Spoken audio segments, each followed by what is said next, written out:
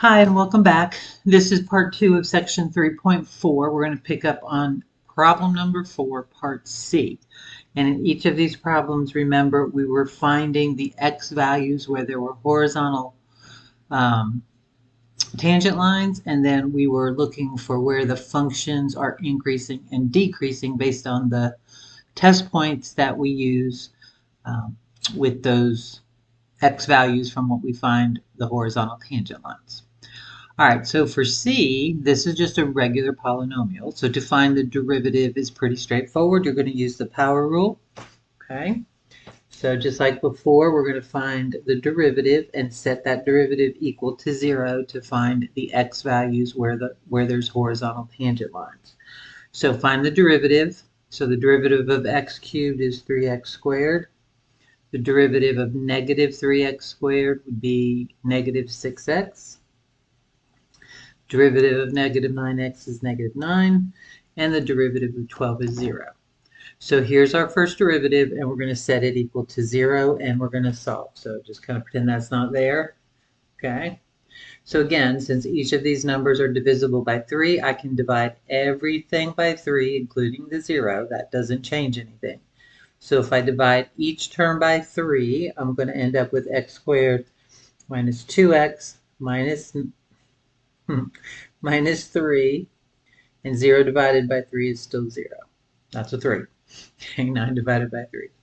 All right, so that makes it a little bit easier to factor. So now I can factor that trinomial.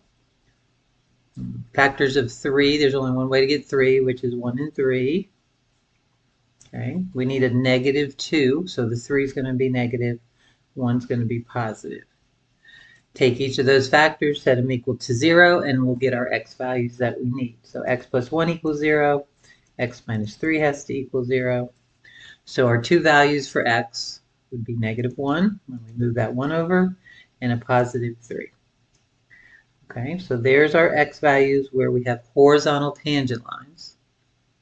Okay, and now we're going to put those on the derivative number line and find where the derivative is positive and where the derivative is negative by using test points. So remember, we're testing the derivative. This is going to help us find where this function is increasing and decreasing. Okay? All right, so pick you some test points. Again, doesn't have to be the ones I'm picking.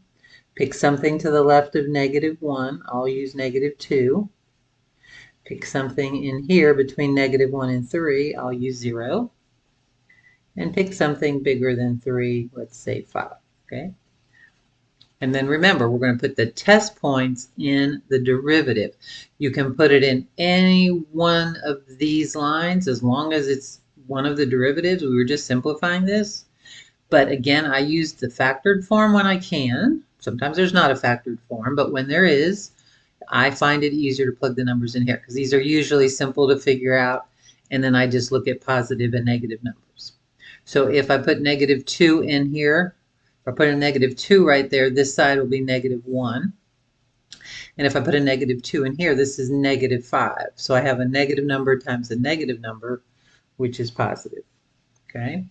Then I'll put 0 in here. If I put 0 in this parentheses, I get 1. If I put 0 in this parentheses, I get negative 3. 1 times negative 3, that's a negative number. And then I'm going to try 5, my other test point. If I put 5 in here, I get 6. If I put 5 in here, I get 2. So that's a positive times positive, which is positive. So that means this side of the function is increasing. In the middle here would be decreasing. And on the right-hand side, we are increasing. Okay, remember, plus signs, positive derivatives means increasing function. Negative derivatives mean decreasing function. So now we just have to write those intervals. So f of x, the function, is increasing at negative infinity to negative 1 and 3 to positive infinity. Remember, these are your boundaries where the tangent lines are equal to 0. These are the numbers you'll be using in your intervals, not the test points. Test points were just helping you figure out the plus and minuses. All right, and then f of x is decreasing in the middle, right, between negative 1 and 3. Okay, so there you go. So we got our horizontal tangent, x values of the horizontal tangent line, and our intervals where we're increasing and decreasing. Okay, now this next one is a rational function. So we're going to do the same thing, but first we always need to figure out the domain. Remember, with a rational function, there are some restrictions. We can't use all the x's in this problem. So remember, when you have a rational function, the denominator can't equal 0. So remember that you set the denominator can't equal 0. So, sorry, had to step away. My doggos were barking. Hope that didn't bother you.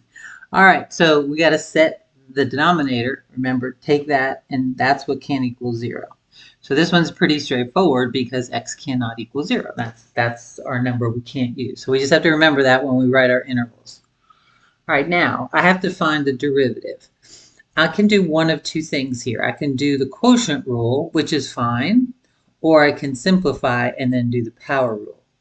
So I'm going to do the quotient rule on the next page. So what I want to do here is simplify and make this a little bit easier for me to do. So I'm going to take the function and I'm going to divide each of these terms by x. So I'm going to do x cubed divided by x and 16 divided by x and just simplify that into two separate terms. We did this early when we were looking at our power rule. So x cubed divided by x is x squared. And then 16 over x, that's just what it is, but I'm going to write it as 16x to the negative 1, right? When you bring the exponent or the variable up to the top, that exponent of 1 will become negative 1. So I just want to do the derivative of this. To me, this is much easier than doing a quotient rule, okay? So remember, we learned how to simplify back then, so that's always something you can do if you want to. All right, so there's my function. So now I just have to do the power rule for each of those terms. So the derivative of x squared is 2x. And the derivative of 16x to the negative 1 would be 16 times negative 1, which is negative 16. Subtract 1 from that, you get negative 2. Okay? So that is 2x minus 16 over x squared. And remember, to find the horizontal tangent lines, the x values, you set the derivative equal to 0. So I wanted this to be more something what we work with. I don't want to work with negative exponents. So because I'm working with it, I just simplified it, put it in the denominator. All right, so we have to solve this. So I am going to take this term and move it to the right, so it will become positive. I'm going to add it to both sides. So I get 2x equals 16 over x squared. All right, now we're solving. So remember, this is over 1. So when you have a proportion, you can cross multiply. So I'm going to do 2x times x squared, which is 2x cubed, and 16 times 1, which is 16. Okay, you can always solve a proportion by cross multiplying. Okay, 2x times x squared is 2x cubed, 16 times 1 is 16. Divide both sides by 2. 16 divided by 2 is 8. And then we're going to take the cube root of both sides to solve that. So we're going to take the cube root of this, and we're going to take the cube root of that.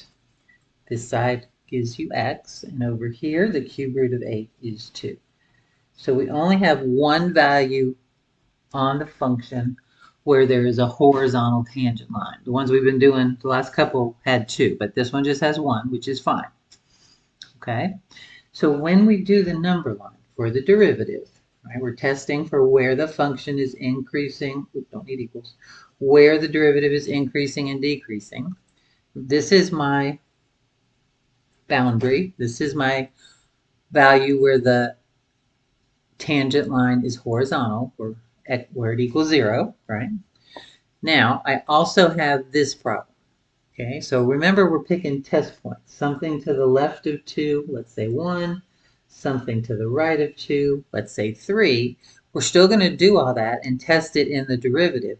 Problem is, I can't ever use 0 in this problem. So over here at 0, Remember, that's an open circle. We can't use that. So when we do our intervals, we got to take 0 out of any interval that we're using.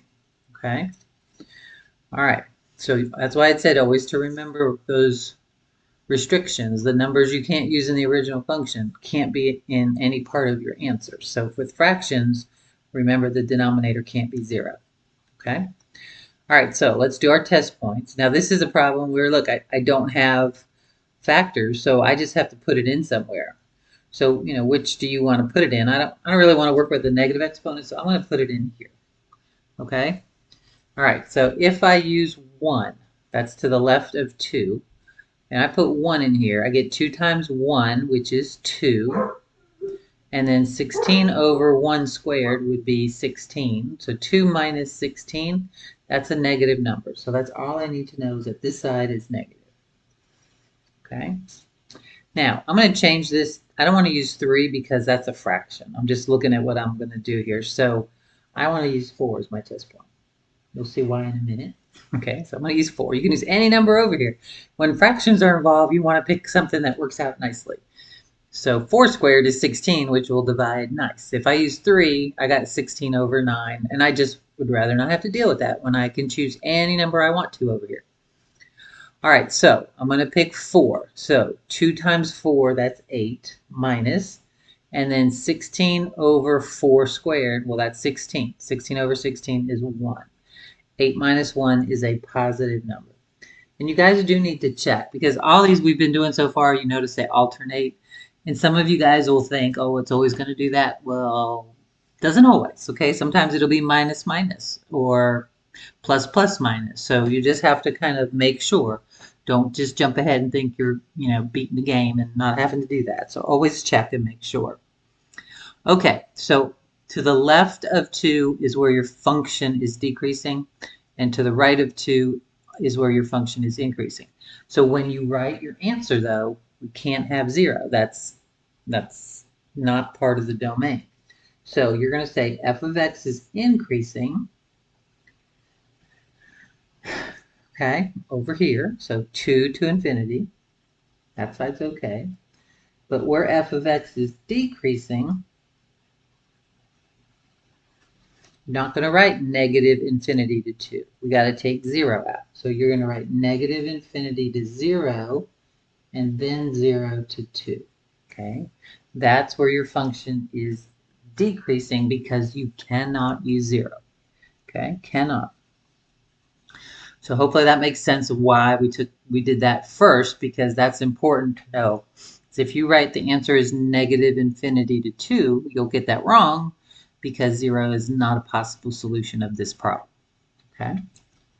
All right. A couple more on the last page, so let's look at this one. All right, now, e is another rational function, okay? So again, there's problems with this. The denominator cannot equal 0. Remember, the numerator is fine. The denominator can't equal 0.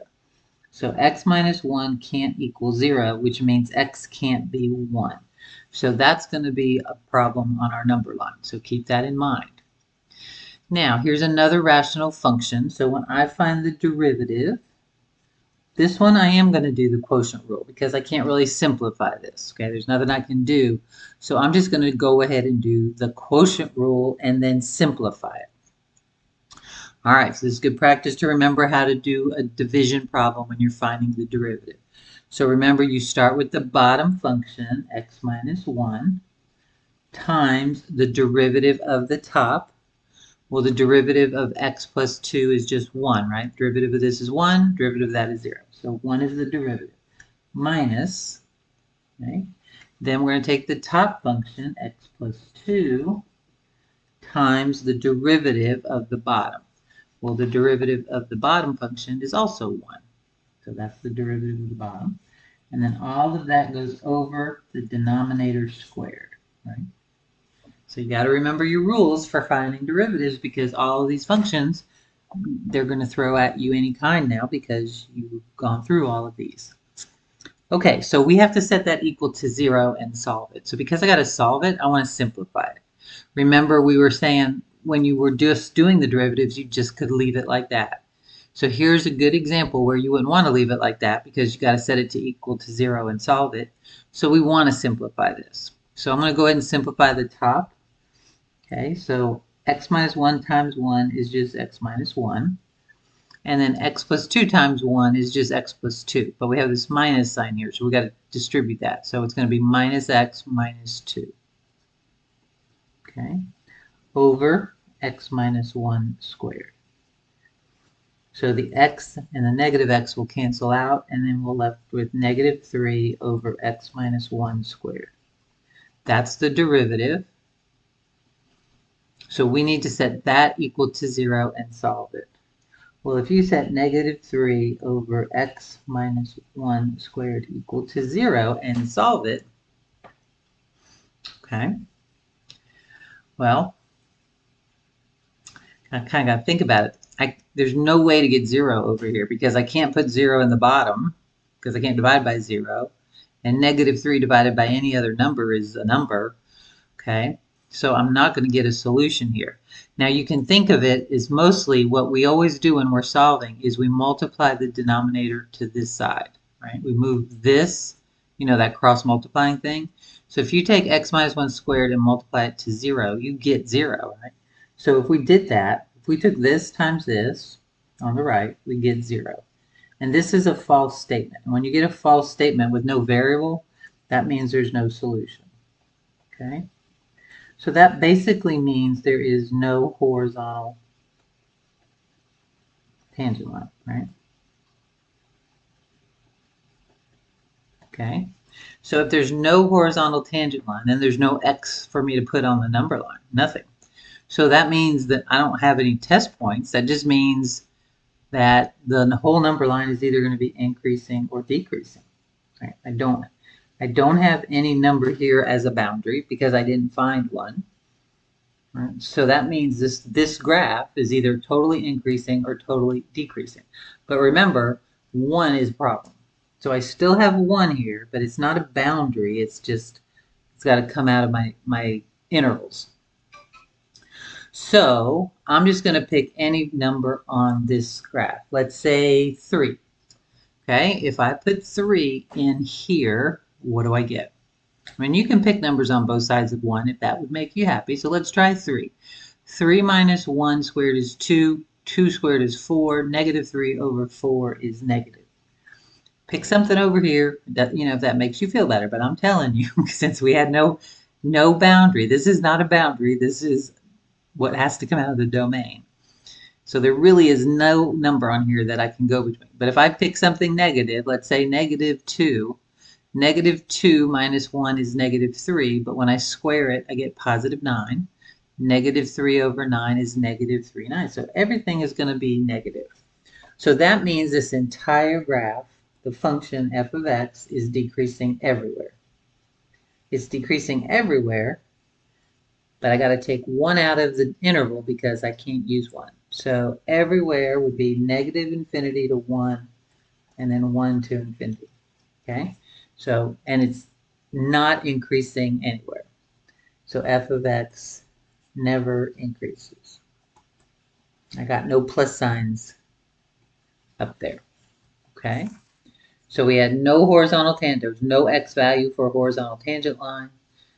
No place on this graph where it's increasing, just where it's decreasing, okay? So just to prove that, so are we right? Let's look at the graph. So if I go to y equals real quick and I graph this, x plus 2 in the top divided by x minus 1 in the bottom. Okay, let's see what we get. So it's decreasing everywhere. This is all decreasing, your pen's going down. And this is all decreasing, your pen's going down. And you can't use 1. 1 is an asymptote. So there's nothing at x equals 1. But the rest of the graph is decreasing. Okay? All right. So that was interesting. But again, you're still doing the same things. You will get a little bit kind of headstrong. You know, you'll say, what happens here? Because, you know, obviously you lost the x in this problem if you're solving it. So if, remember, you end up with a false statement, negative 3 does not equal 0. So that just means there's no solution. There is no x value. okay? So that'll happen sometimes. You're not always going to find a value of x where there's a horizontal tangent line. Some graphs don't have that. All right, let's look at the last problem then. Number 5 says a store manager has determined that the revenue from the sale of x units of a product is given by r of x equals 32x minus 0.4x squared dollars. X has to be between 0 and 80. On what interval of the sales is the revenue increasing, and on what interval is it decreasing? So this is just a real life situation, but these words are telling you what to do. We need to find the derivative of the revenue function, okay? Find where that derivative has a horizontal tangent line so we can get where x equals 0, and then test points around that to see where the function's increasing or decreasing. Exactly the same, it's just these are the words that we're using now. So we still need to find the derivative of this function. Derivative of 32x is 32, and the derivative of negative 0.4x squared would be negative 0.8x. 2 times 0.4, and we're going to set that equal to 0. So you're going to take 32 minus 0.08x, set that equal to 0, solve for x. So I'm going to move the negative 0.8x to the right, make it positive, and then I'm going to divide both sides by 0.8. Okay, so 32 divided by 0.8 is 40. So x is 40. That's the horizontal tangent line. That's the boundary. So notice we can only use numbers between 0 and 80. So on your number line for the derivative, you actually are starting and ending at 0 and 80. Can't go past 0, can't go past 80, and 40 is the boundary. So we have to test a number to the left of 40 and to the right of 40.